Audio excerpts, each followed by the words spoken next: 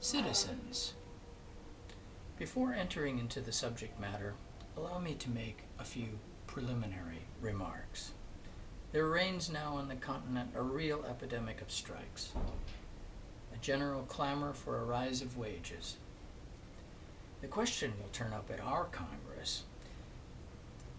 You, as head of the International Association, ought to have settled convictions upon this paramount question. For my own part, I considered it therefore my duty to enter fully into the matter, even at the peril of putting your patience to a severe test.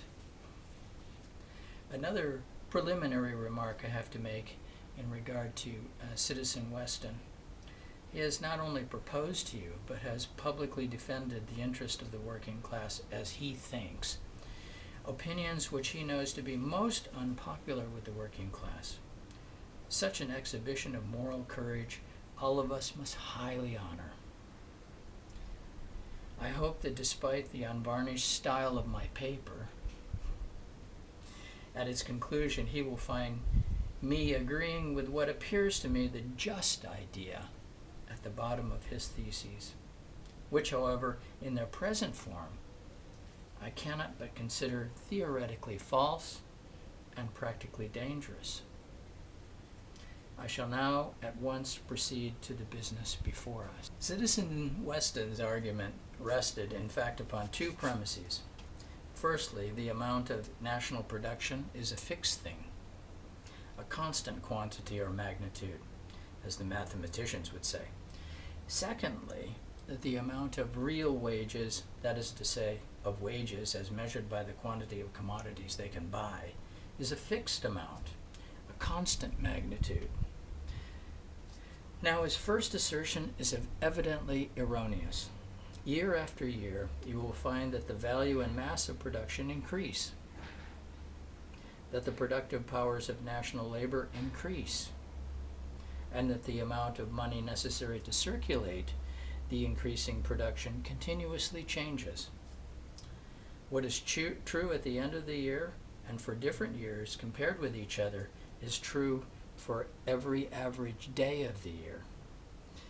The amount or magnitude of national production changes continuously. It is not a constant, but a variable magnitude, and apart from changes in population, it must be so. Because of the continuous changes in the accumulation of capital and the productive powers of labor, it is perfectly true that if a rise in the general rate of wages should take place today, that rise, whatever its ulterior effects might be, would by itself not immediately change the amount of production. It would, in the first instance, proceed from the existing state of things. But before the rise of wages, the national production was variable and not fixed. It will continue to be variable and not fixed after the rise of wages. But suppose the amount of national production to be constant instead of variable. Even then, what our friend Weston considers a logical conclusion would still remain a gratuitous assertion. If I have a given number, say 8, the absolute limits of this number do not prevent its parts from changing their relative limits. If profits were 6 and wages were 2, wages might increase to 6 and profits decrease to 2, and still the total amount remain 8. The fixed amount of production would by no means prove the fixed amount of wages. How then does our friend Weston prove this fixity? By asserting it. But even conceding him his assertion, it would cut both ways, while he presses it only in one direction. If the amount of wages is a constant magnitude, then it can be neither increased nor diminished. If then, in enforcing a temporary rise of wages, the working class men act foolishly, the capitalists, in enforcing a temporary fall of wages, would not act less foolishly. Our friend Weston does not deny that, under certain circumstances, working men can enforce a rise in wages. But their amount being naturally fixed, there must follow a reaction. On the other hand, he knows also that the capitalist can enforce a fall of wages, and indeed continually try to enforce it. According to the principle of the constancy of wages, a reaction ought to follow in this case, not less than the former. The working men, therefore, reacting against the attempt at or the act of lowering wages would act rightly.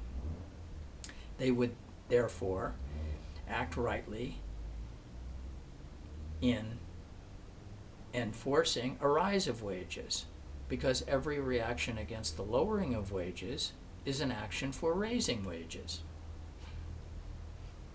According to Citizen Weston's own principle of the constancy of wages, the working man ought, therefore, under certain circumstances, to combine and struggle for a rise of wages. If he denies this conclusion, he must give up the premise from which it flows. He must not say that the amount of wages is a constant quantity, but that although it cannot and must not rise, it can and must fall whenever capital pleases to lower it.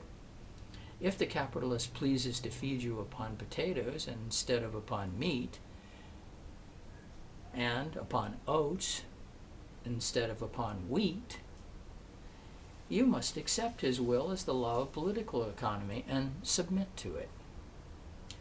If in one country the rate of wages is higher than in another, in the United States, for example, than in England, you must explain this difference in the rate of wages by a difference between the will of the American capitalist and the will of the English capitalist, a method which would certainly very much simplify not only the study of economic phenomena, but of all other phenomena. But even then, we might ask, why the will of the American capitalist differs from the will of the English capitalist? And to answer the question, you must go beyond the domain of will. A person may tell me that God wills one thing in France and another thing in England. If I summon him to explain this duality of will, he might have the brass to answer that God has to have one will in France and another will in England. But our friend Weston is certainly the last man to make an argument of such a complete negation of all reasoning. The will of the capitalist is certainly to take as much as possible. What we have to do is not talk about his will, but to inquire into his power, the limits of that power, and the character of those limits.